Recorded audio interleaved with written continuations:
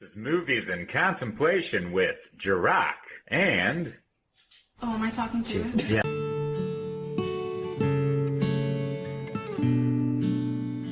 Hello, everybody. Welcome back. Hiya, contemplators! Hello. Y'all, we got a Cali pick. Yes, we do. Yes. Here on tonight, we are doing Adam. Adam. Adam!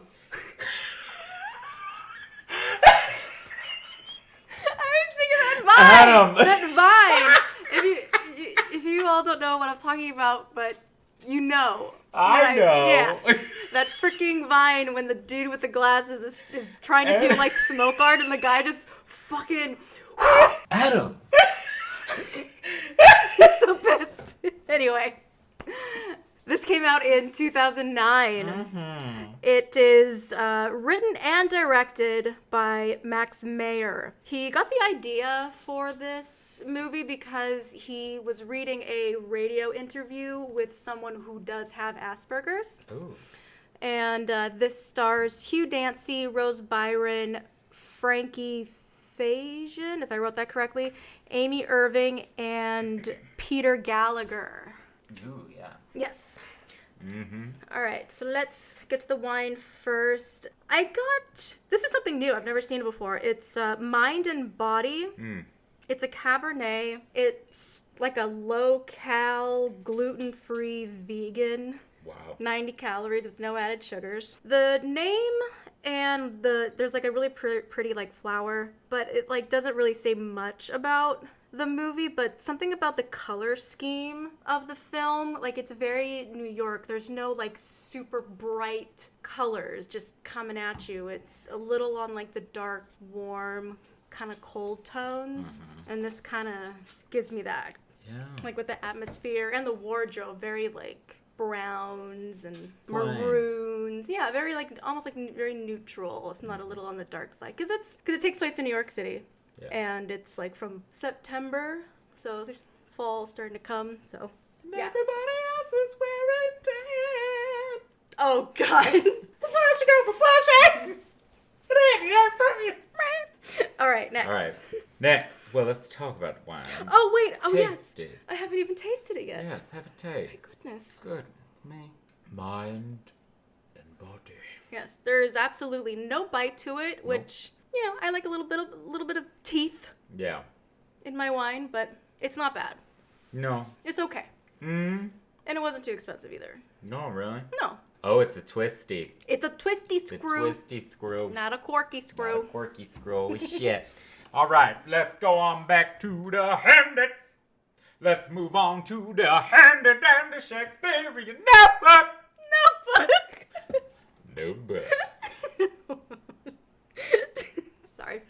I've got Sneaping Foul-Mouthed Cosner. Ooh. Sneaping. Nipping. Biting. Nipping. Foul-mouthed, using a vile language, of course. Cosner, I hope I'm saying that correctly. Cheater. Kevin. Imposter. Huh? Kevin. Kevin? Costner. Costner. Oh, look at you. Oh. You're so clever. If you build it, they will come. Yeah. All right. What was Costner again? Fuck. Sorry, I distracted you. Cheater. Imposter. Oh. Oh. Oh. Okay, Callie, what does this film mean to you? I really adore this movie. I saw it in theaters when it first came out in 2009. I went with my mom and stepdad. I really had no idea what it was about. It was just like, hey, you want to go to a movie? Sure. It's more on the independent side. It's not like it's not glitzy, glammy Hollywood. It's a different take on a romantic comedy drama. It's like a dramedy, if you will. And it follows the main character, Adam, by Hugh Dancy. He is a 29-year-old living with Asperger's. Yeah. And it's him and then Rose Byron, who is Beth. They meet and then they have a relationship, and there's the good and the bad. And then if you take away the Asperger's, they're pretty similar. Yeah. I'll break that down a little more. But I think it's really well written. I think Hugh Dancy did a great job reading like reviews and whatnot, people who actually do have Asperger's said that his portrayal was very well done, felt very natural and real. There was no poking fun at it. Yeah. And I've, like, with my mom being like a teacher and principal, she's taught a good amount of students that have Asperger's, so I was kind of around it a lot.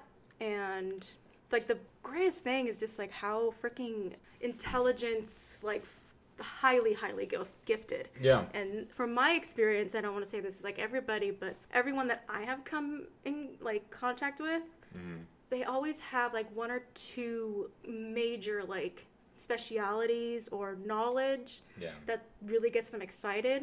One guy that I went all through high school with, we had a lot of classes together, he knew everything about the history of rock and roll music. Wow. And like other music, but he can just kind of like what Adam does. With space. With his space knowledge and technology and all that. So, yeah. Yeah. I can't say that I've met anybody with Asperger's. I never. So this was actually not my first, like, I guess this was, watching this with you, was my first, like, kind of intro to it, like, what it kind of is. I mean, I know people with Down syndrome. I have been around people, you know, I'm not ashamed. I was in special ed. Yeah. There's nothing wrong. You know, I mean, I've had a lot of people in those classes, and some are really great friends. So, you know, it's a really interesting thing. So dive us into the film. Take us there. Yeah. I also, like, the soundtrack is really good, and I mentioned, like, the look is really good. Yes. So we open up the film. I'm not going to mention the poem because I get it, but I don't see, like, the poem in the beginning. Yeah. It's not really a poem. It's like when I was a kid, my dad would read this story to me, and what's funny is that I didn't even notice the fucking poem. I feel like you weren't in the room or something. I don't know. I just remember the movie starting and there was a shovel going into the ground, and I was like, wow, what an opening. That's pretty much where I was gonna start, because that's really when the film starts. Yeah.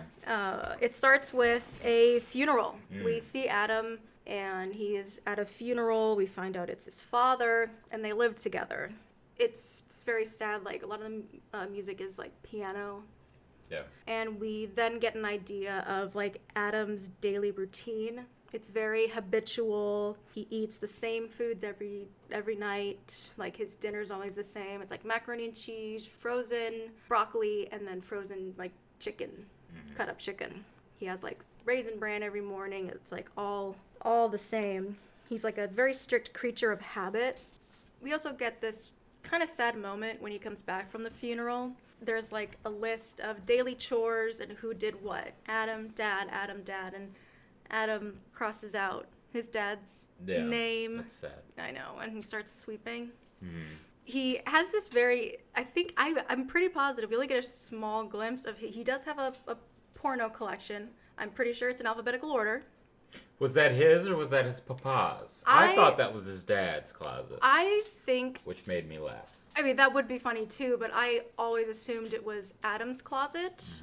Because all of his clothes were in that closet, because he had the porn up top, and then he had a freaking that huge Tupperware bin of playbills. And I bet those are all alphabetical as well. Yeah. Adam works at Replay Inc. It's like a toy company. He's like a electrical engineer. Yeah. He's working on some talking doll. Yeah, he's like making the chip. Yes, he's making like a chip, and it does like voice recognition. The boss comes in, and I believe. Hello, Adam. Yes. Hello, Mr. Cleaver, or whatever the fuck his Hello, name is. Kelly. Why did it just know my name? Yeah. Oh, this voice recognition. The voice of Kelly the doll is the front desk chick. Yeah. And it's kind of funny that, because she's like, I don't know what to say. And while he's like recording her voice, like, just say anything. Okay, Adam's the cutest guy in the office. Like, she's kind of being flirty with him. And he's like, okay, great. Like, is that what he said at the tape? Yeah. Yeah. So you could tell that Adam's she's like, the cutest guy in the office. Okay, great. Okay, great. Like, it totally went over his head. And it's really hard to understand certain conversations because they're so like short, but I know his father, no, I'll leave that for a minute. But walking through the office and his like exchange with his boss, like you get that feeling like, okay, Adam might be a little like socially awkward, and you know, he likes his own like little space, but he's like really great with computers and technology from what we're seeing right like at this moment. Right. And we get just a little bit of he has this like daily routine that is just always the same. He's building something, I can't tell what it is. He's organizing his playbooks and on the internet. Yeah. Yeah, I was trying to figure out what he was building too, and then I was kind of like, God, is that him like making the chip? Was that him hobbying? I don't know. I don't know either. I couldn't tell what it was. It looked a little on the spacey, like space side. Ooh, maybe he was making like a fucking telescope? A robot? I was gonna say a satellite. Satellite, yeah. I don't know. That'd be interesting. He seems very interested in theater, and we will learn more of that later. He ends up running out of clothes, and I'm gonna assume that his dad did all the laundry. Yeah. That was probably his job. I think his dad got the food, his dad did the laundry, everything that was running out was shit that Adam is not used to doing. Yes. So his closet is completely empty. Yeah. So he goes downstairs to the laundry room. He's wearing this like fancy coat and like no shirt. Yeah. And he sees that someone else is trying to get in. It's a chick. It is his new neighbor, Beth Buckwell. Beth Buckwell. She's very like bright, bubbly, very like welcoming, a little bit on the chatty side. And Adam kind of wanted to leave because I'm sure it's like the laundry room was like a small space, and you know that probably would have made him uncomfortable. And she's like, wait, aren't you gonna do your laundry? And he's just like, yeah. And Beth's like, it looks like kind of an emergency. She didn't have a key. You have to have like a key to get into the laundry room. And she's trying to hint at him like, hey, can you let me in? But he doesn't pick up that. But he isn't taking the cue of, hey, can you let me in? Right. So she pretty much is like, hey, can you help me? Can you let me in? And he's just like, oh, yeah, fine. And then they both start doing the laundry. And Beth is like really open about talking about herself. You know, she's just trying to be polite and neighborly. We find out she's a teacher. She is also like an aspiring book writer. Children's books. She wants to write children's books. Oh, and Adam asks if because she's like a floor above him. Adam asked if she can see the sky from her window, and she's like, yeah, but not really, because it's covered in soot. So it's like dirty on the outside, so she can't really see the night sky. Later on, Adam is just like hanging out at the stoop of the building with his laptop, and Beth is like lugging these like this like some shit. Crate of groceries, which is pretty much like that's what you do in New York City because you don't really drive, so you need one of those like pulley carts. Right. And she's just like, oh, hi, neighbor. And he automatically opens up with something that's going on with, like, Saturn or something. So if you don't know anything about space, it's going to go right over your head. And she's like, oh, okay. She, like, kind of looks at her cart and looks up at him and really makes it look like she's struggling to, like, hey, can you help a lady out? Right. But he didn't respond. She looks at the laptop. She's like, oh, wow, that's cool. I really wish I knew more about space. Yeah, like what? You gotta be more specific. Yeah, she's like, well, I don't know, like, what's out there? He's like, you're gonna have to narrow that down. Like, that's such a true statement for him, because, you know, I see him as, he knows everything, you know, and she knows, obviously, nothing, and she's like, yeah, that's true. She's like, all right, well, I'm gonna go lug these heavy groceries upstairs. Okay. Have fun. Yeah, he's just like, okay. She's like, okay. And this is really strange because I guess it looks like she's like annoyed or something, but I think it's because she was trying to put on the moves and he wasn't biting. Oh, you think? I do. Was she pulling off of the not to say like damsel in distress, but like if only I had a man to help me with these big, heavy groceries. Kind of, I think. I think she was really trying to get his attention and stuff, because in the laundry room scene, at the end of that scene, she was like, oh, great, Beth. That's fantastic. right. Thanks. Thank you. You know, like she was, thinks the awkwardness was her fault. Yeah. Yes. And she was really trying to make a move because she is attracted to Adam. She thinks he's adorable. Yeah, Hugh Dancy is very, very adorable. He just grows that pubes, those pube facial hairs. That's what he does. Yeah. He can't grow like a man. Yeah, not like you, obviously. Thank you. So Beth makes it to her apartment, and she just looks like perplexed or like something, and I'm gonna make another effort to talk to him or something. Like I need to know more about this guy. Like it seemed like she's a little intrigued, and Adam is now just sitting there, just kind of like looking around, and she's like, "Hey, what are you doing? Just people watching. Anyone in particular?" It's like, "No, just people." So she just kind of joins him, sits around for a little bit. Beth tries to invite him out. She does, yeah. Yeah, she's like, "Hey, I'm going out with a couple friends tonight. Would you like to come?" And Adam is just like, "Whoa, I don't know." Don't off guard. Caught him very off guard because Off guard. he does not. I'm pretty sure it was just him, his dad in Harlem, for the most part. And he was really reluctant. He's like, you can tell that he like wants to go, but it's something so out of his comfort zone that he just was like, I don't know. And she's like, "Oh, it's fine if you have plans." "No, like I don't have plans, but I don't know." But she's like, "You know what? Hey, I'll come knock on your door. If you come, cool. If not, cool.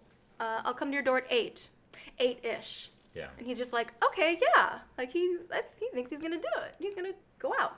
But then the next scene, Adam is in his apartment. You can tell he's dressed up. Like he's making an effort to like, "I want to do this." But Beth's a little late. Yeah. She did say 8-ish, but I think that like the longer she waited, it's not her fault, but the more overworked and nervous and scared he started to get, I believe, or I don't know, maybe he could have been annoyed because he is a very time management is very important to him. I thought it. Like I don't want to. I thought it was get your take. Yeah, I thought it was the time management for a minute, but then I totally rebound that one because I don't think it was the time management thing that she was late. I think it was legit. Like he is not used to go out into that, like you were saying. Yeah. He is not used to go out in that capacity. Yeah. And that, and just go out to a bar, right. restaurant with strangers. Yeah, he's so used to being it. And this is the thing with Adam is that everything with him is routine, like you said. It's very military. It's very Which I'm glad you said military because his father was in the military. That's right. So I can definitely see a lot of his habits like that. A lot of it could have come from his dad being very strict, militant. Like, we get up at this time. These are the chores. This is yeah. Blah, blah. This is how we are living. Yeah. So maybe his dad had a big part on imprinting that. I think so. Yeah. And his dad, they don't really say what he does, but I think he was like a teacher at Juilliard or something. You think? At Juilliard, because they mentioned Juilliard with the will statement. The dad's donating a bunch of money to a music thing for kids. The playbills that he had. That's sense. Probably there. That was what they did together. They probably went to a lot of theater. He watches. What's the fucking show that he was watching with the Actors Studio? Oh, the Actors Studio. Yeah. Inside the Actors Studio. Inside the Actors Studio. Thank you. He's watching that and he knows it word for word. Yeah. Okay. Look at you. Fuck! Damn, I'm sorry. Damn! So that's my guess. I love it. And this is where, because we'll meet Beth's family soon. They're both very, I would say, sheltered. And I don't want to say spoiled, but... I think Beth is a little spoiled. Beth she's spoiled. Yeah. She is spoiled. Well, they're both spoiled in their own way. In their own way. Yeah, because, Adam did have a job. He had, Which he got because of his father. His father had to explain about the boss, about your things. Yeah. But Beth she comes to the door and knocks. It's like, "Hey, Adam," and he completely ignores her, when he gets nervous, he like puts his like hands together and starts to kind of like shake them a little bit. And I have seen that behavior before with certain people with Asperger's. And I know Hugh Dancy, he spent a lot of time, like him and the writer took at like about a month developing the character of Adam and the characterizations of what his things are and whatnot, and studying and being around people with Asperger's. So he really worked hard, and it definitely shows. Yeah. So he doesn't go. The next scene, he's sitting at the stairs inside the building, and Beth is coming back, and Adam's like, I'm really sorry I didn't go out with your friends. And she's like, it's okay. It's no big deal. You didn't want to come. That's fine. You don't like me. Yeah. She has that little, like she got stood up or something. Right. Even though she's the one that was like, it's not a date. Right. Just trying to, like, calm him down. But, she wanted to get a little feel about him. But he attempts to try to explain, but his word choice, to her, like, her reaction was like, what? He's like, I kind of sometimes get a little overloaded. And she's just like, it's okay. It's fine. Yeah, don't worry about it. Yeah. And he invites her to his apartment. And you can see she's a little worried. I mean, it's a stranger. You've only really had small talk with them. And he wants you to come into his apartment. Right. So she's like a little like slow about it. But he makes this adorable planetarium in his living room. Like all the curtains are shut. The walls like covered in stars. He's like an installation with his stuff. I don't know how else he did it. This nice like PowerPoint. Yeah, PowerPoint. Like he doesn't have a projector. He's some type of like projector or something. Yeah. And all the stars are moving, and he starts to explain like the speed of light and the Big Bang, and she's just, wow, like that's something so different. Yeah. I'm going to definitely assume for her, someone to make that type of like gesture of, you said you wanted to know about stars, here you go. Right. And you can really, really tell how passionate Adam is about space. Like even more so than I think his actual job. His job probably, it's something that he can do really well. Yeah. But you can tell the sky, the stars, the universe, the planets. That's his passion. That's his passion. Yeah. That's his gig. He gets a little self-conscious at the end because he mentioned something about like the sky, like at one point. Just disappearing and going black. And just going all black, and she's like, oh, that's very sad. Oh, I'm sorry. I've been talking too much. Sometimes when I get really excited, I just I talk a lot. Yeah. And Beth, she's really polite. Definitely how she was brought up. She's brought up to be like not as much really like speak her mind how Adam does. I feel like she's the opposite. She's just more like, it's okay. Yeah, don't worry about it. Don't worry about it. Like, you're fine. No, it was really interesting. Well, if you want to know more, I can tell you another time. Like you can tell he takes things like literally. Right. But she did say thank you. She liked it a lot, and he was like, well, yeah. Oh, he was like, yeah, you're welcome. And okay, Beth is having dinner in the next scene with her father, and the conversation, I have listened to it, I have read the subtitles, and I think what he was saying, Beth had a smaller, not as nice apartment farther away from her school, that he's paying for her apartment right now in a better neighborhood. That's what I think, because at first it sounded like I gotta get you out of that place that you're living. That rat's nest or whatever. They were mice. Yeah, but we didn't see that. Right. There would have been a scene about it if there was actual mice in the apartment, or we would see Adam with a lot of mouse traps in very strategic areas. Yeah. So I'm gonna assume that Daddy is paying for her apartment so she can be closer to her school. She's in a better neighborhood. Yeah. And whatnot. She tells her dad about Adam and how he's really interesting in a planetarium, and his dad mentioned some dude's name, which I'm going to assume is an ex. Dick. Yeah, she's like, don't go there, Dad. He's a dick. Don't say dick to your father. It's like, dick to your father. Yeah. And she even says, because her dad kind of mentions, oh, this Adam dude, he sounds like he could be an idiot. And she's like, no, he's not. He's very sweet and very interesting. Yeah. But she's like, it's me. Like, there's something off, but it's me. I'm an only child. Like, she believes that only children are very, like, closed off, not really, like, they're like socially awkward, and has no ability to cope with shit, which is kind of true. Mm-hmm. And he's just like, well, we've made one perfect little girl. Yeah, she's like, because if we made one perfect child, why have another? Adam is having lunch with Harlan. We officially get to meet Harlan. We just kind of like got a visual of him from the funeral. Yeah. Frankie Faison. I don't know. Yeah. And it's funny. They're just sitting at a park bench, just having their little pale lunch, and Adam is trying to talk about space, and Harlan's like, "No, Adam, I'm having lunch." But this is lunch is guy talk. No, lunch talk is guy talk. We talk about the weather. We talk about women. And then finally, Adam's like, "Oh, a woman moved into 3A." Yeah.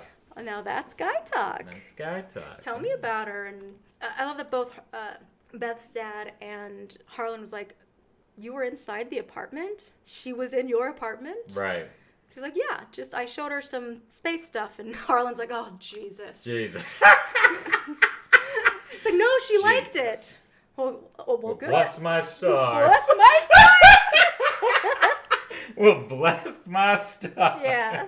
Once dinner is done with Beth and her dad, right as soon as he is about to leave, he's like, oh, I just gotta mention something to you. I'm kind of in a little situation here. It's not a big deal, but it might be a little legal trouble involved. I'm getting indicted. And Beth is like, whoa.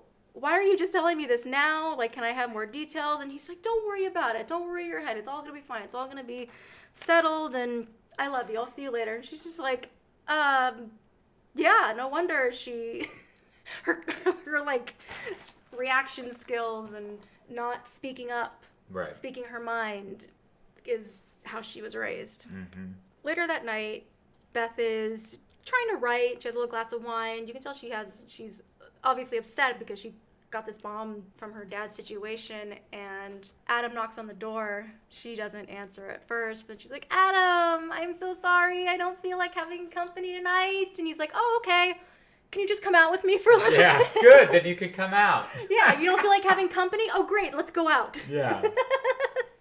She takes her a little bit, but she comes out. They go to Central Park, and Adam, I want to go home. yeah, it's after hours. We're gonna get in trouble. He's like, no, just a little further. But I guess I forget that parks have curfews. Oh yeah. God, I grew up around a lot of parks, and I have been around a lot of parks after hours. Well, a lot of people do. Yeah. Yeah. I've walked a couple trails late at night. Yeah. Myself.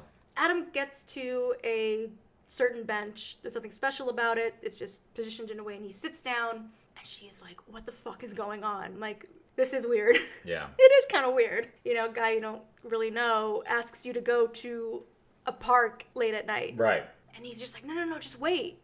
Takes a couple seconds, and then we see these raccoons, and Beth is like, oh my God, raccoons in Central Park? I guess raccoons don't really forage in New York City.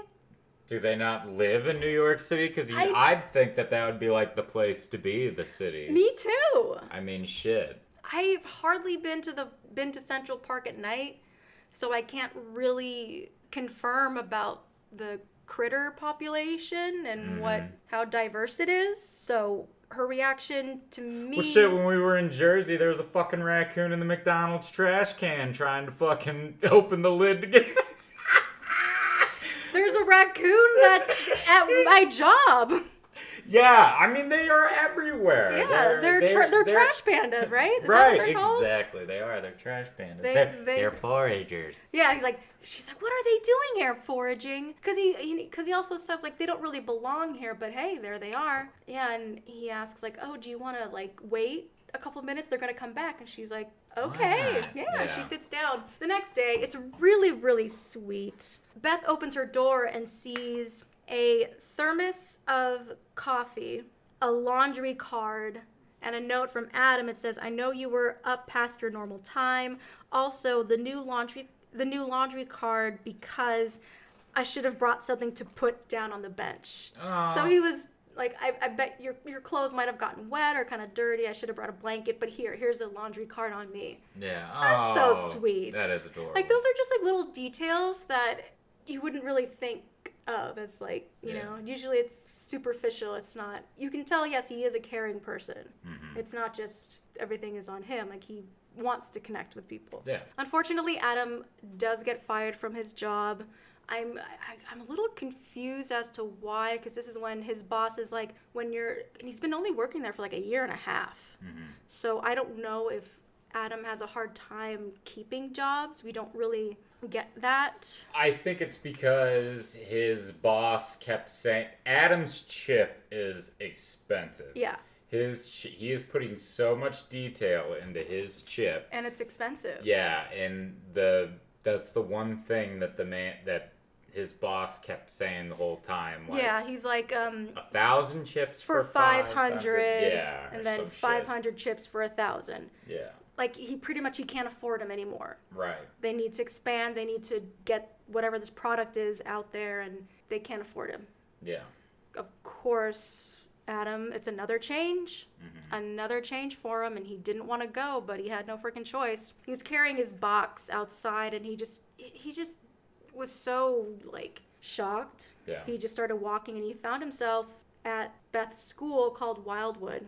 And he was just standing there by the gate, watching the kids play. And pretty much after, like, 2-3 seconds, the cops pull up, and the cop is like, hey, what are you doing? And Adam's like, I'm watching the children.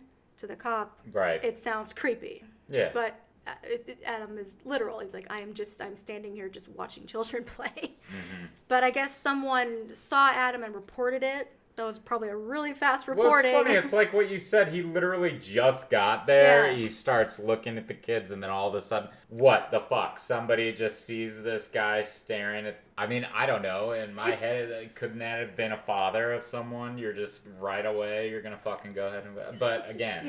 Yeah, but the cop starts to get a little huffy with Adam. He wants to see his identification. He has him, like, drop the box, put his hands up on the gate. He searches him.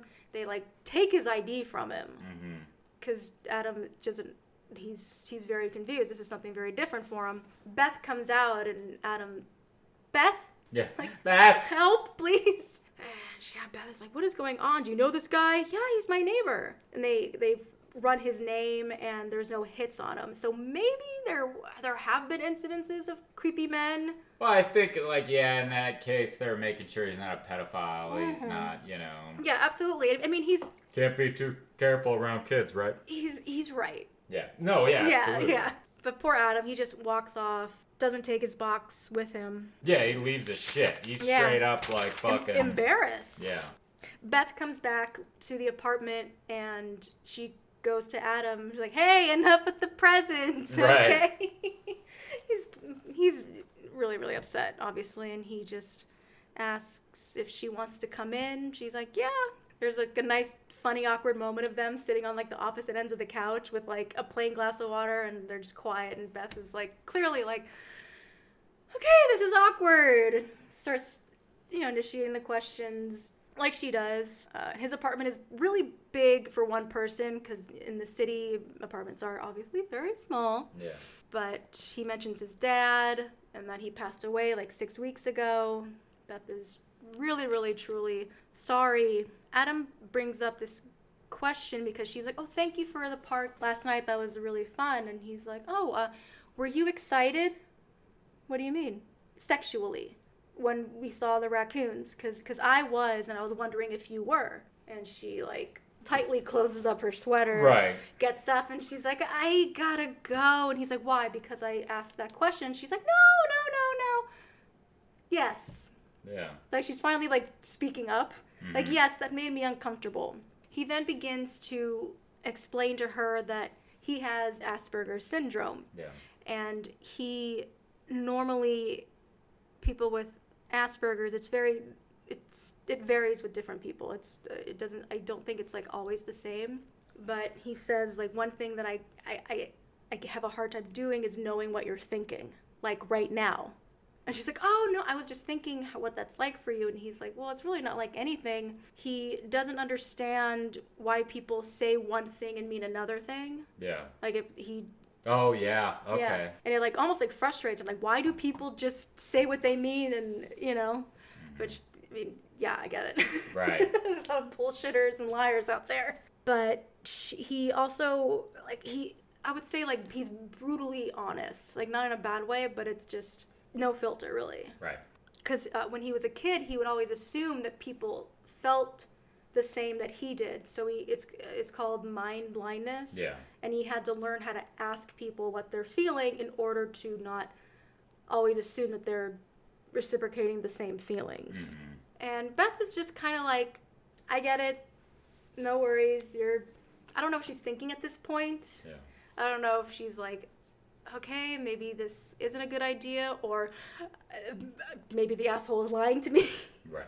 And maybe made up something. I don't know. Because she goes to a colleague who probably is like a child.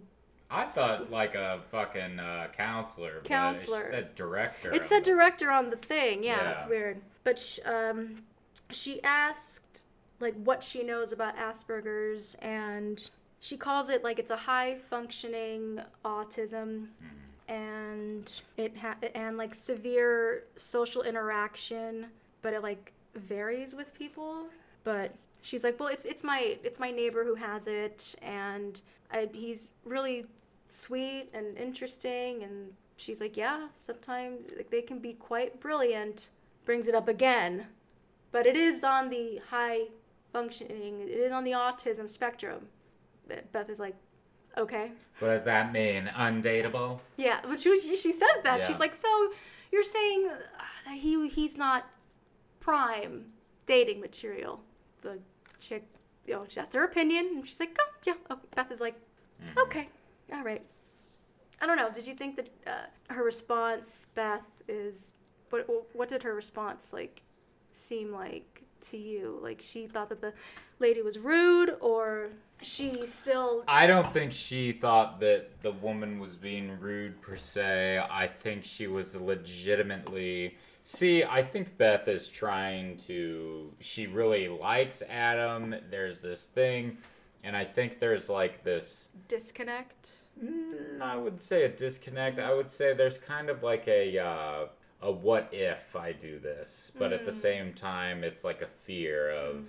I'm going to be with somebody like this. I've never been with somebody like this, but yeah. I do think he's cute. There are things about him that I like. Yeah. Never done this. How about we take this adventure and see what happens? Yeah. So that's what I was kind of getting I like that. This is the lawyer scene I mentioned earlier. If you notice, the guy that played the lawyer, Adam Lefevre, he was in Only You. He played the Damon Bradley at the end. Do you love him? That's right. Oh my God. Yeah.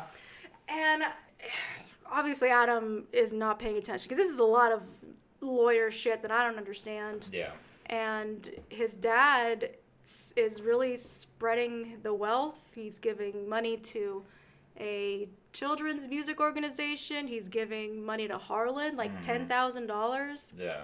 And I guess Adam gets whatever remainder of the Juilliard retirement fund and however much he can sell his apartment, which is like, God, how much? I don't remember what the number is, but it was a lot. It was a high, yeah. It was a high in the thousands. And Adam's like, move.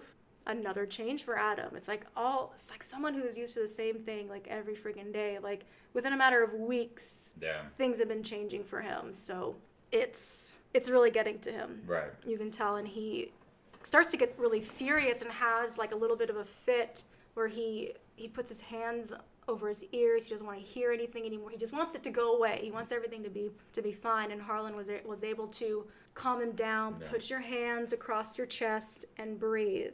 And Harlan does. He breaks it down on the ride home. He's like, look, you're not 10 anymore. If you want to keep your apartment, you're going to have to get a job. And he's like, but I'm fired. I was fired from my job.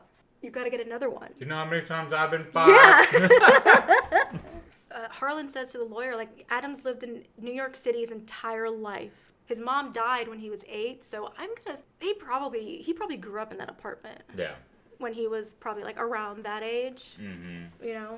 Yes, Harlan did serve with Adam's dad. They went to like Vietnam together, and Harlan he's been around Adam since he was a kid, so he definitely is the second person that knows him best. So he's able to talk to him the way that to help Adam understand, but also to like, hey, like you got to think of it in a different way. He really tries to help like guide him, right, and help him be a little more self-aware. Mm-hmm. Oh, I forgot, the co-worker director of Beth tries to give Beth a book called Trying to Be Normal. It's a book about adults, people with autism, and what it's, more information about it. And at first Beth is like, no, but then she actually starts to read it, which is cool. And Adam starts applying for jobs out online. Yeah. After Adam was finished, you kind of see this little moment of him like looking out his window. Mm-hmm.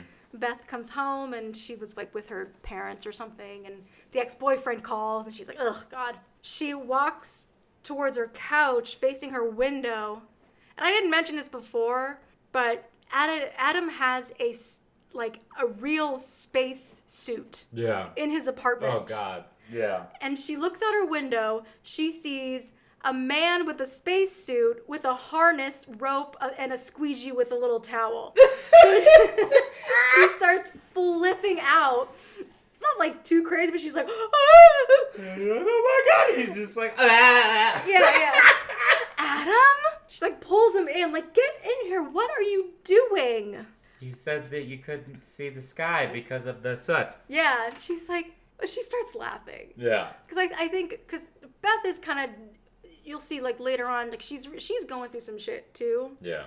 More with her like family, not like, it's more like family shit. Not that Adam's stuff isn't family because of the dad thing, but yeah. Right. When Beth starts laughing, Adam looks really confused and he's like, why did you scream? She's like, because there was someone out there. It was me. I didn't know that. Yeah. I didn't know it was you at first. And he like looked out the window and he's like, oh. He got a little embarrassed and started leaving. Yeah. And Beth is like very appreciative, like what he's done, like his little sweet things that he does are so unique, but like really, really nice. Yeah. And she's like, do you want some tea or something? And I don't know, it's a cute laugh. Like she's not like laughing at him. And no, she finds it all adorable. She does. It's endearing. Adam starts to talk about his job situation and that he, in one day, applied for 87 jobs as well as letters of inquiry. And she's like, what? Yeah, and he's like, yeah, well, what's wrong with that? That's a lot. Well, I don't want to lose my house. Plus the inquiry. Yeah, plus the letters of inquiry.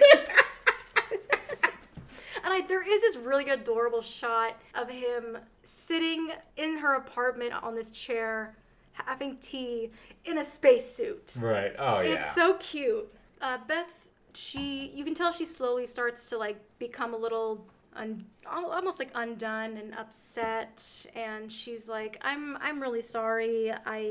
There's this thing going on with my dad, and I feel bad talking about it because of your situation with your dad, so I don't know. And she kind of explains it a little bit, like a legal situation. He's like, did he do it? Did he do it? No! And it was like right away. It was right away. Like, oh, Dad, getting indicted. Did he do it? And I love this moment. I do believe it's in the trailer. He says, I can see that you're upset, and I don't know what to do. Beth slowly walks up and says, you can give me a hug. And he's like, oh. And you can tell she probably learned this from reading the book. She says, like, and giving that literal consent. Adam, I want you to give me a hug. Yeah. Okay. Okay.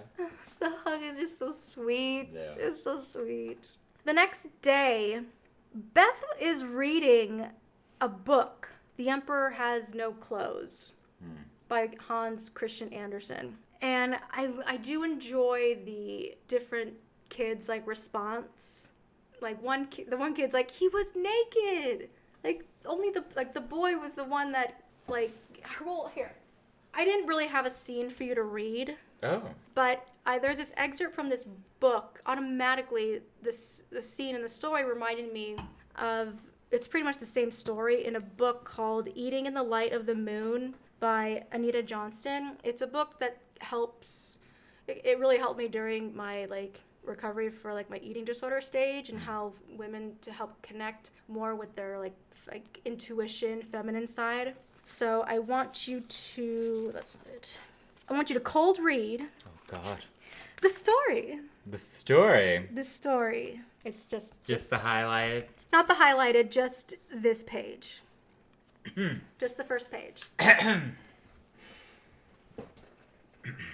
Number 3. The beginning. Revisioning the struggle.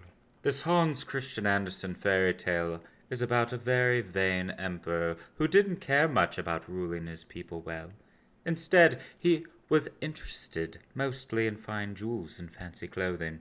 One day, 2 con men came into town who claimed they made the most exquisite clothing that was so fine only those who were fit for the office they held could see them. Stupid, ignorant people could not see the fine clothes.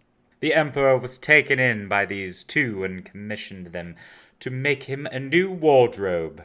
The 2 con men pretended to weave the cloth on looms and stitch the fabric. All the couriers who worked for the emperor raved about the beautiful patterns and colors, for they didn't dare give any indication, and they were not fit for their office.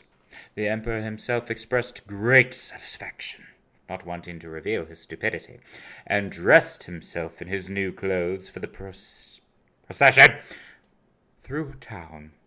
As he paraded through the streets, the townspeople oohed and awed, so their neighbors would not think they were ignorant folk. Except for one small child who turned to her mother and said in a loud voice, "But the emperor has nothing on it all." This comment created a ripple throughout the crowd, and eventually all the townspeople saw the truth as it was. Very good. Thank you. Very good.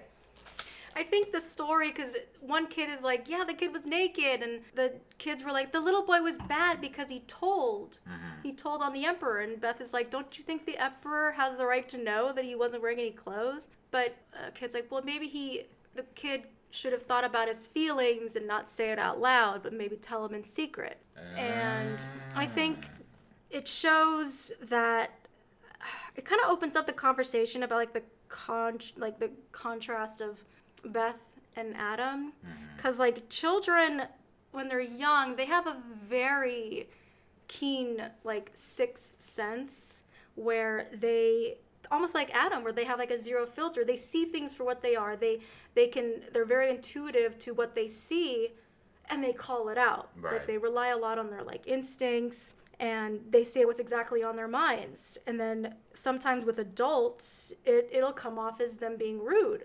So, rude or insensitive. That behavior then gets, quote, corrected, and then the child grows up to keep their opinions to themselves and not, try to not come off as rude, to be polite. Don't mention the elephant in the room. Don't call people out for you. Say, don't speak your mind as much. It's almost like shutting down their voice, their instinct, their sixth sense. Adam, his blunt honesty really wasn't fully I don't want to say moderated, but maybe his dad could have been the same. We don't get any scenes with him and his father, which is fine. We don't necessarily need it, but we don't who knows. Was his father kind of like Adam? So, because Adam you can tell he learned things, but he's been going through a lot of high stress situations that he might have maybe forgot. I don't know. But Beth is someone who was told to be polite, don't call things out. Oh, it's fine, it's okay. Don't be rude. Which is funny because that's exactly how her father is not. What do you mean? Her father's pretty fucking rude, and he pretty much calls shit out. But her mom is adorable. Her mom is great. She's a really good soul. But there has to be I think there needs to be a way to balance both. It's hard. But when we get more into the dad, I think, yeah, he is more on the blunt side, but I think he wants his daughter to kind of be what his wife, the mom, is. She stays quiet. She stands by her husband no matter what. She doesn't like really push anything. Yeah. It's always the man has to do everything, and I'm in charge. I'm the big man. But Beth and Adam go on their first date. Yes. I'm gonna assume it's Halloween because people are wearing random masks. Oh yeah, we had this like Labyrinth masquerade. Yeah. Going on. What's the song? Such a cruel love. No one can see what was she doing. Do it to me. I serve the love. I like your David Bowie. Adam is like clearly uncomfortable. He sucks down his little rock string. Mm-hmm. And I appreciate Beth. And like, hey, you can't eat mac and cheese every day. Well, why not? Right. It's a meager life. It lacks stimulation or whatever the fuck. But he's attempting to do it. He's like buried in his freaking like menu, and I love the waiter. Yeah. Hello, my name is Rom with an M. That the knife. He has that knife across his out. head. Adam was like, "What the fuck is this?" Yeah, that was funny. Yeah, he's just like, I'm an artist. Maybe they're in like an artsy part of town, like I don't know, like the East Village or something. I don't know. And Beth sees that Adam is like really uncomfortable, so she's like, you know what? Okay, we're gonna take these salads and salmon, blah blah blah, and a penne alfredo. Oh, and Ron, it's Rom. Right, we're gonna take it all to go. And Adam's like, oh, thank God, we're leaving. Yeah, and they go to the park, and Adam opens up his little plate. It's macaroni and cheese. He was so excited. It was more like penne alfredo. I guess that's macaroni and cheese. It's maybe a fancier macaroni and cheese. Mm-hmm. Probably that. And I love Beth. When in Rom. Adam's just like, what? Never mind. Never mind. When in Rom. And what? She changes the subject. I don't want to say changes the subject. She just goes back to, never mind. I don't want to explain my joke. Right. But how's the job search going? A lot of the jobs have been taken, but he's getting responses. Beth brings him a gift, and his response is, were we supposed to bring presents? Yeah. And Beth is like, no, it's just a spur of the moment kind of thing. And he opens it, and it's a book. I can't remember what the title is, but it's a book to help people, like adults with Asperger's, to help them find jobs, and especially for the interview process, because that's what Adam is the most nervous about, is the interaction, the interview part, and the answering questions. And you know what an interview is. Why am I explaining it to you? I don't know. Well, yeah, I don't know. What's wrong with me? It's about answering questions. And hello. Yes. I'm Adam. My name is this. What are my best qualities? What's your weakness? But also, better not be a real weakness. It should also be a strength. A strength. Yeah. I hate that question. I can open and close a window perfectly. Thank you. How can you do that better? Oh, God. By greasing the button. The button? The button. Button. Who's got the button? Button. Who's got the button? Adam's really quiet at first, and Beth is like, I am so sorry. I didn't mean to offend you. I just want to help. And he's like, no, he wasn't offended. He kisses her. Yeah, he moved right in. See, like he's got moves. Yeah. He has moves. And he kisses her again, and he says thank you. Because this is, someone he likes who is willing to help him.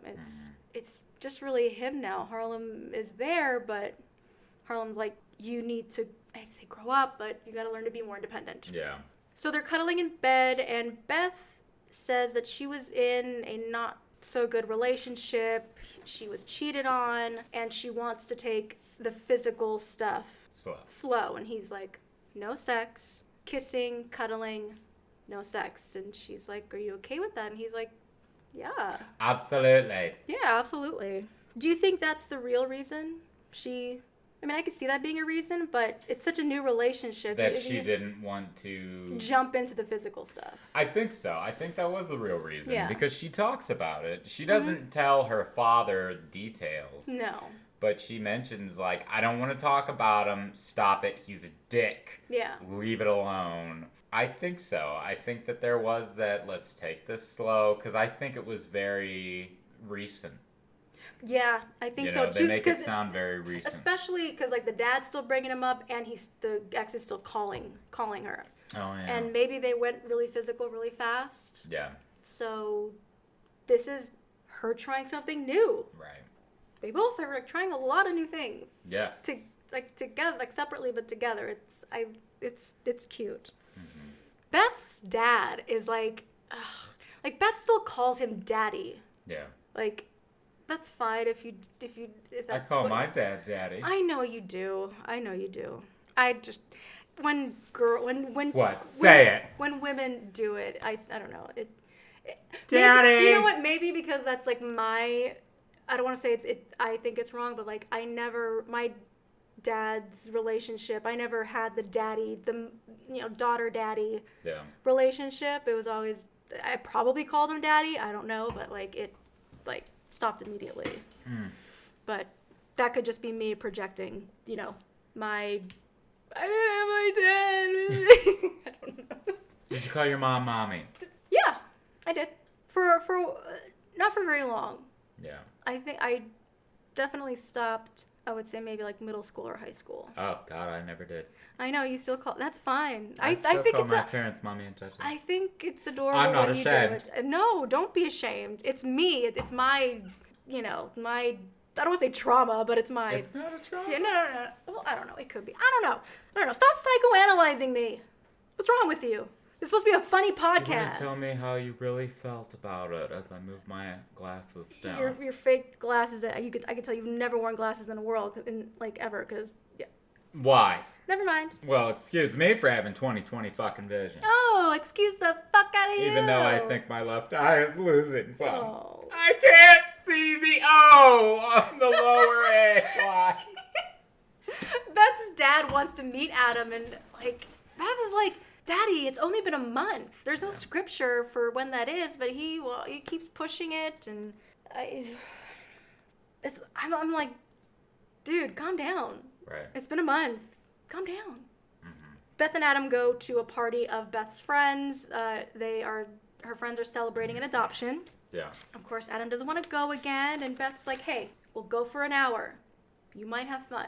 Like, she's, I don't want to say pushing him to do new things, but she's trying to help. Like, she's not compromising, but she's doing things to help him be more comfortable, even when something isn't, he isn't responsive, right away. He's like, let's try it. Let's just try. Right. Do you think, I don't know. Some people in the reviews don't actually like the character of Beth.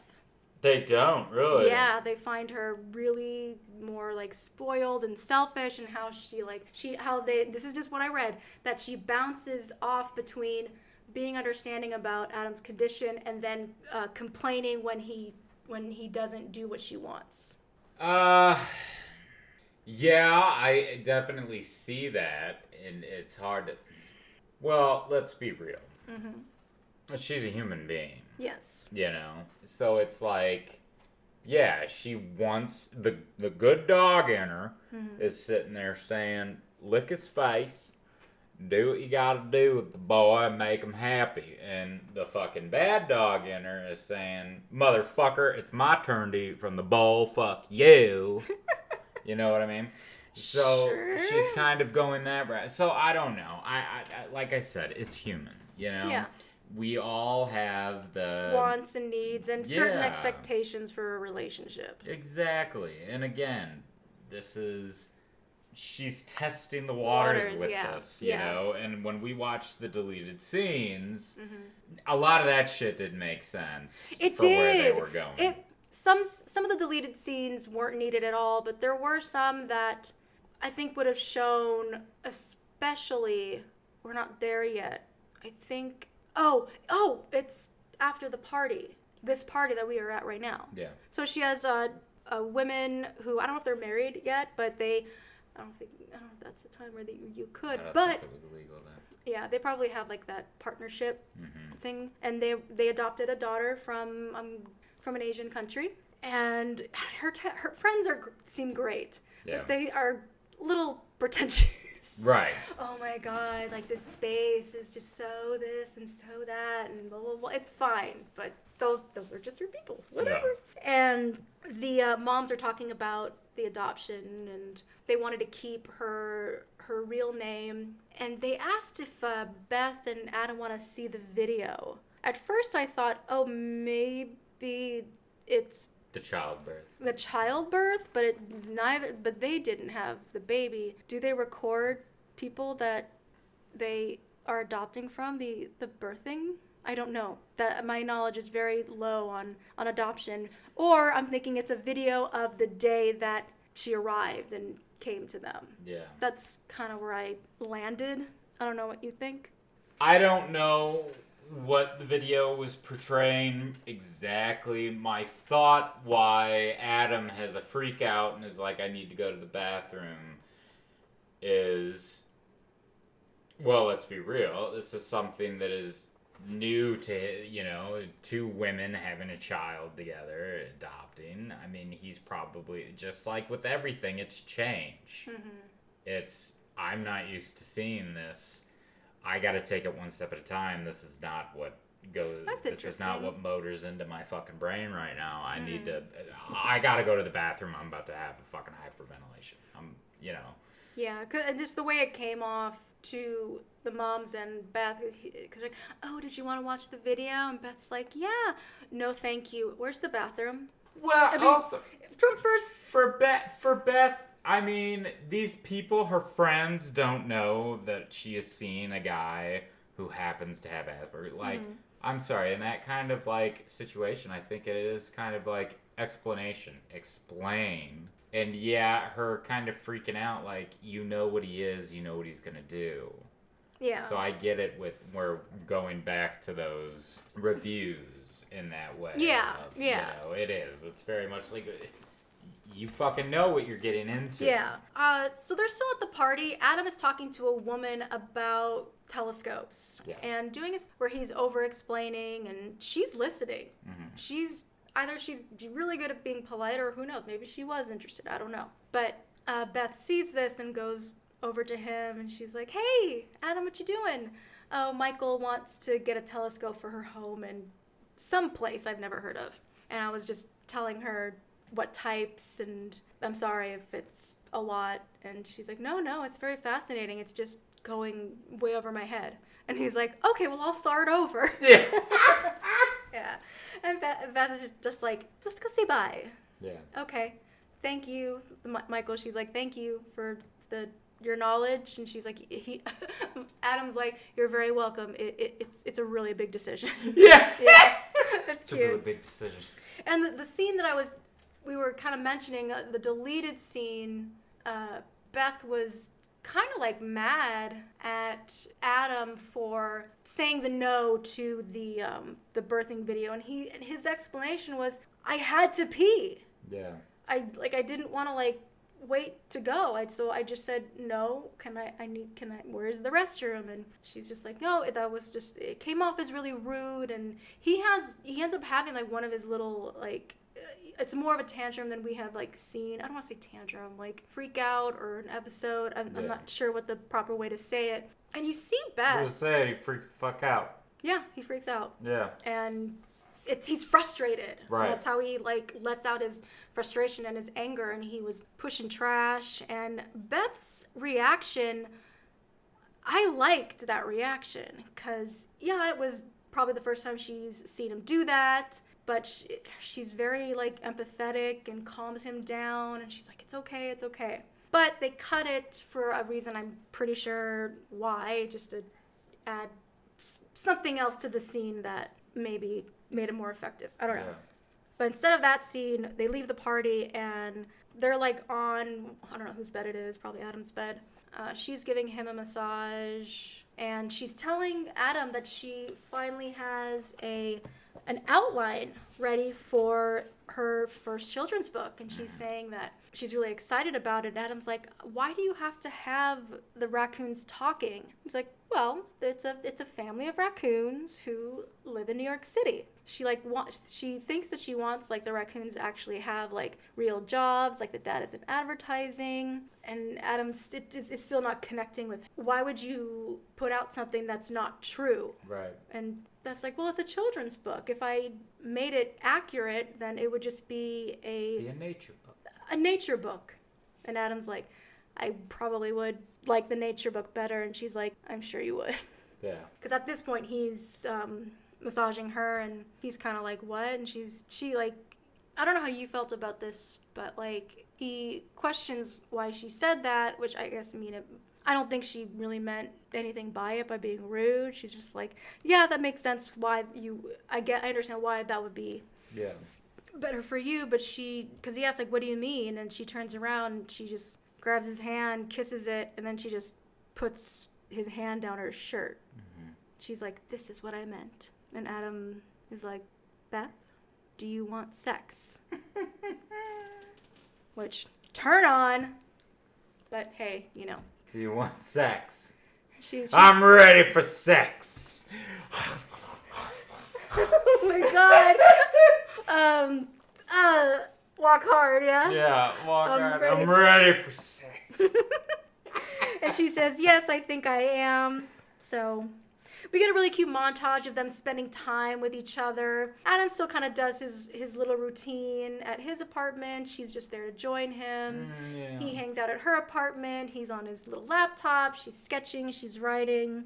She's staring at him. Yeah, I think it looks like she might be sketching him. That's what I thought. Yeah, Adam opens up his closet and he looks up because he sees something different in his closet. Yeah. It's a little snapshot of Beth taped onto his porn collection with like her shoulders naked. Was she on his porn collection? That's funny. It was taped on his porn collection. Oh my god, I didn't catch that. Holy shit. Like, hey, don't you want the real thing? It's right behind you. Yeah, aww. Yeah, it's cute. Then she looks at him, does the same pose, and does the come hither with her fingers. That's funny. It is cute. Beth's parents are at the theater in the next scene, and the mom says something like, I feel really bad, like ambushing them. And like he doesn't want to meet us yet. He's like scared. We shouldn't be doing we shouldn't be pushing. And he's like, well, it's not an ambush. Just call it a small manipulation.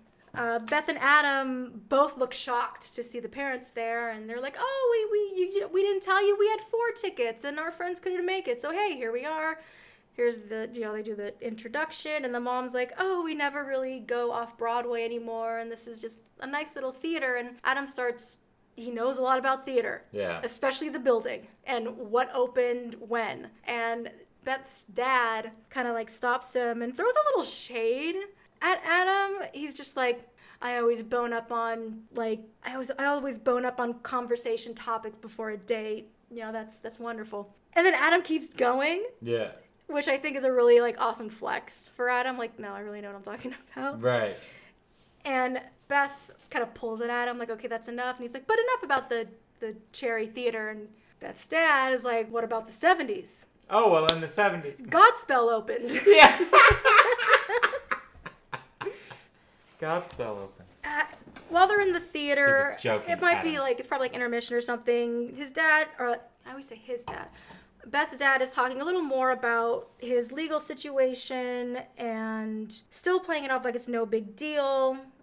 Doesn't really give Beth all the details, and because like not to worry her, and maybe this is obviously something shameful. This is probably his first time having legal problems, and I bet he thought that he could just get away with a lot of shit because he has money and has some sort of power. Yeah. Adam actually asked like what are his charges, and it's a complicated situation where he's getting in trouble for helping out a friend, a young girl who is their friend's daughter, and it got like found out. And Adam asks the question, like, could you go to jail?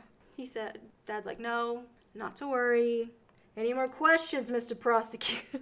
Right. And on the way home, Beth is really upset about Adam asking the dad with like the questions, and he's like, it just seemed like an appropriate question to ask, which is kind of true. Was it Adam's place to say it? Maybe not. Yeah. But Beth isn't asking those questions. The dad just keeps pushing it like off to the side like it's nothing. But obviously she wants answers, but she's not going to push it 'cause she doesn't want to be like rude. She's still believes in her daddy. Right. The father, I'm pretty sure he's really embarrassed, and like I said earlier, thinks this is all just going to blow away. Yeah. They're going to settle. And there's that moment where they're like fighting still, and she's like, just go away, Adam, don't follow me. And he's just standing there like, he stands there like, we live in the same goddamn building. Right. Yeah. Beth ends up coming back to say, I'm sorry, and this is an adorable moment. She hands Adam a box of chocolates, and he's just like, I'm not Forrest Gump, And at first she's like, no, wait, did you just make a joke? He's like, yeah. Not Forrest Gump, That was cute. Yeah. Beth apologizes, and she took out her frustrations on her father, out on Adam, but she's like, she says like, well, if you want to say sorry, you can you can. Yeah. And he's like, well, you just said that it was all your fault, which is kind of true. Right. Think about it. Like I've been calling Beth polite a lot to an extreme that if one person is the guilty party, out of like politeness, the other person should apologize as well, even though it's not their fault. Like, oh, I'm so sorry. No, I'm sorry. Yeah. Like, that's the polite thing to do. If someone did something wrong to you, the polite thing is to be like, no, I'm sorry. I'm sorry, and Adam didn't do that. No, because he didn't have to. Yeah. There's no reason. Right. No. Adam says that he has an interview. Beth is all excited. Let's celebrate. Champagne, kicking cans in the park. In the fucking soccer net. Soccer net, yeah. Adam has 17 days to do this interview, and Beth offers to help him. Yeah. Like a nice little montage of Beth kind of doing role-playing, fake, like mock interviews. Mm-hmm. And then we see her dad going on trial all at the same time. And we find out while Beth's dad is on the stand getting questioned, it gets revealed that he had an affair with the young woman he helped, who he's like pretty much like on trial for. Mm-hmm. She's like closer to like Beth's age. Yeah, young. And you can see the faces on Beth and the mom. They're just like in complete shock because the dad probably leaves out a whole lot from his family and what goes on in his life. Beth is really having a hard time with all this, which is really understandable, and Adam is having a hard time picking up those cues, but he's in focus mode. He wants to like nail this interview, and he has his interview. He waits at Beth's apartment but she's not home yet. The mom calls Beth's apartment and says that he pled guilty, and Beth isn't answering her phone, and could you check her calendar to see if she marked anywhere that she's going to be. And it gets revealed on her little calendar book that she has it written down, Mom, Dad, meet Adam at the theater. Right. And he's like, okay. Beth comes home, and he confronts her about the situation, and she tries to play it off like it's like no big deal. Mm-hmm. And he flips out, and just his words like, oh, dumb Adam, dumb, like I'm the dumb one, so we can all fooled you, Adam, because you're so dumb. And this is the moment that I mentioned, maybe that's why they cut the other scene, but he has a real flip out. It's not his apartment. He's throwing things, he's yelling, he's saying, I hate you, and your mom called, I hope your father goes to jail forever. Your mother called, and he's guilty. He's gonna be sentenced to 2 years. Yeah. And she is in total shock, and she says to him, fuck you, Adam, fuck Asperger's, you're a fucking child. Right. And he screams, I hate you. Beth goes upstate to see her family, and Beth's mom asks her to make a statement on behalf of her dad to say what a good person he is, and blah, blah, blah, blah, to try to maybe lower his sentence. I don't know. Yeah.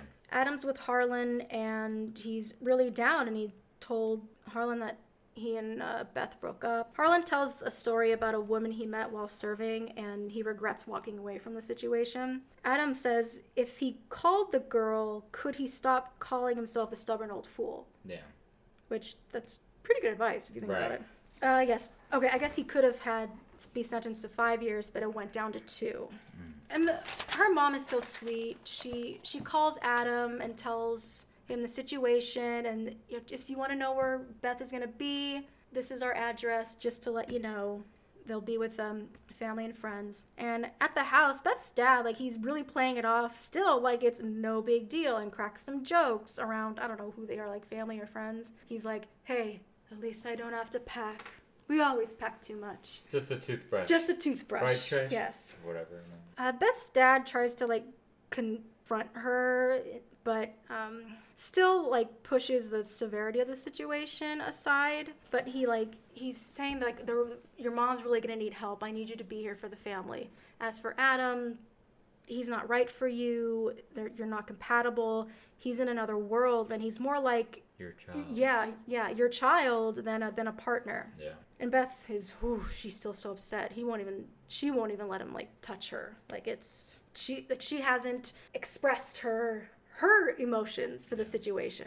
Adam decides to go get her, go after her. He puts on this big coat. He has, like, these flowers in his jacket, and he, like, takes. I guess he didn't have the money to take a cab, but it's more dramatic and.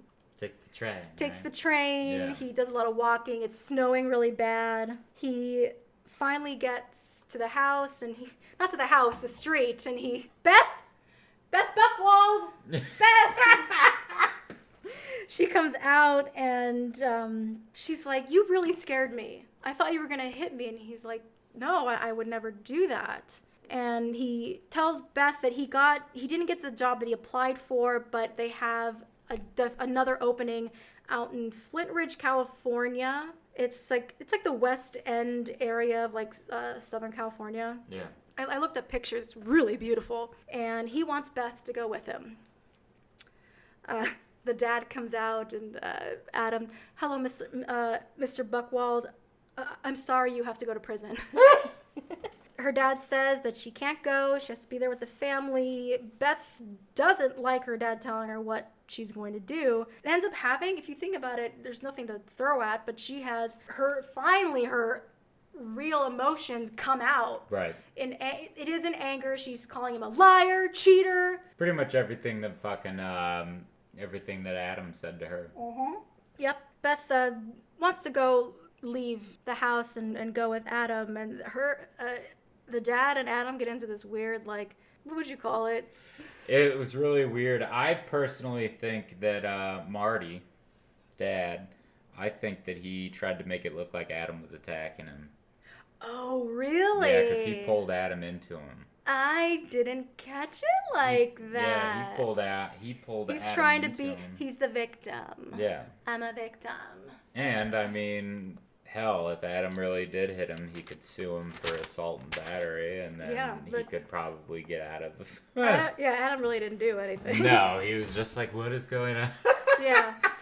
Oh! Yeah. Oh! And he gets her... God, the he's and the pronouns with me are, all over the place. Beth is like, come on, we're leaving. Oh, are you going to California? No. I mean, maybe. I don't know. We're going back. We're going back to the city. Mom, I'm taking the car. Yeah. So we see the next scene. His apartment is all packed, and Beth is kind of just sitting there because she's upset because she tried to go see her father, and he refused to see her. She waited there for like an hour, and Beth hasn't packed at all, and Adam's like, we're leaving, like, tomorrow, like, you haven't packed, and Beth is like, can you give me a minute? Right. She has a conversation with her mom, and she doesn't know if she wants to go to California. Adam hasn't told her that he loves her, and she thinks that they will never have a moment when they can look at each other and know exactly what the other is thinking. Yeah. Adam kind of overhears the conversation and says, I love you.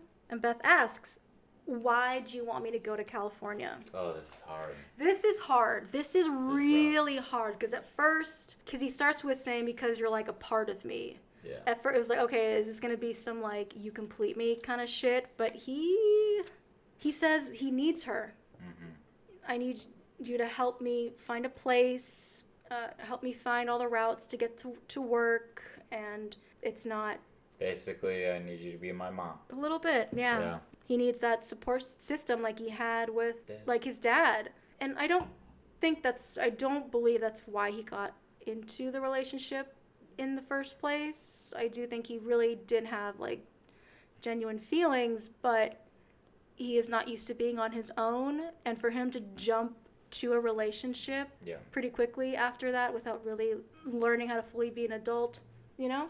And that's what it is, and she declines. She's like, I can't go.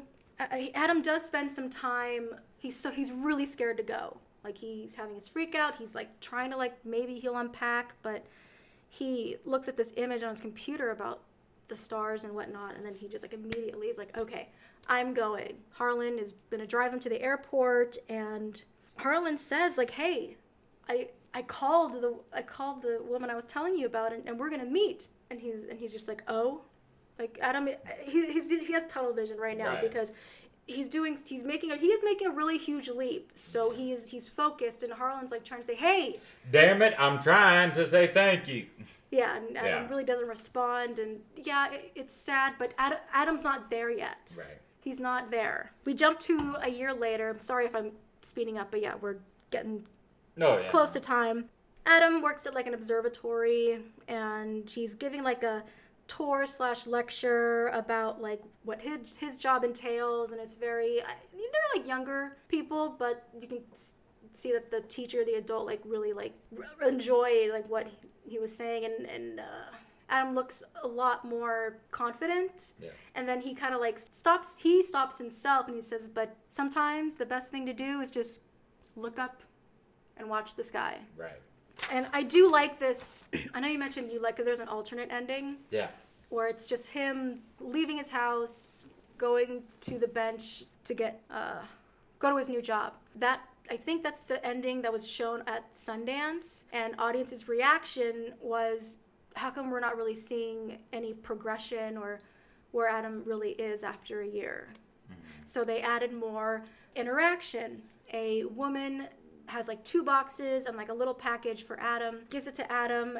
You can tell that the lady is struggling. She turns to leave, and he's like, oh, hey, do you need help with those? She's like, oh my God, yes. So he's learned how to take cues from people, and someone comes up to him like, oh, hey, Adam, were you still on for tonight? Are you gonna come out? And he's like, yes, I will be there. He's grown. You can see the growth. That. I liked that because, again, it's what you just said. We saw the growth. We saw what happened. Yeah. That's why I was really liking it. And I was like, oh, wow, man, look at that. But yeah, I just think the other ending, it was too vague. Yeah. We didn't see any, really. Which one did you like the best? I liked the one that's in the movie now. The vague? No, the one, it's the non-vague one. Oh, okay. Is the real ending. The alternate ending, that was the first one, people didn't really respond to that well, audiences. Audience didn't respond to the alternate. The vague ending. The vague one. That's in the deleted scenes. Wow. Because that was the first ending when they first were premiering the film. I wonder why they didn't respond well. Because, like I said, they thought it was too vague. We didn't see any type of improvement. I don't say improvement, but any growth. There's like no like kind of like I don't say conclusion, but where's the payoff for all this that we like got to see? And the package is from Beth. It's her first book, and it's called Adam, and it's a family of raccoons that live in New York City. Beth leaves a note and says, "Dear Adam, look how far we've come. Love, Beth." He like contemplates for a few seconds, and it ends up going to him starting to read the book, and he smiles. Yeah. And that's the end of the movie. Like, I truly think that their relationship was a good lesson. Yeah. Like, even though like Adam, they both could have jumped into an early relationship with her breakup, and then him going through the death of his father and jumping into a new relationship. Life change. And I think they really did learn from each other. Will they get back together? We don't know that. Right. Maybe not. But they needed to be separate. Yeah. Like, I like their relationship wasn't a waste of time. Right. That's what I do. Like, every relationship, I always try to take away, what did I really learn about myself, and where do I want to go moving forward? Yeah. So, yeah, that is it. And I'm Adam. so sorry that every time it's my movie, I'm very slow on the wine pouring. I'm so sorry. That is perfectly fine. Take your time. Because I talk too much. Yeah, I love it. All right. Let's go back to the handy-dandy Shakespearean notebook. Notebook. Yeah. Who was the sneaping, foul-mouthed Cosnere? Biting, nipping, using vile language, cheater, imposter. Marty Buckwald.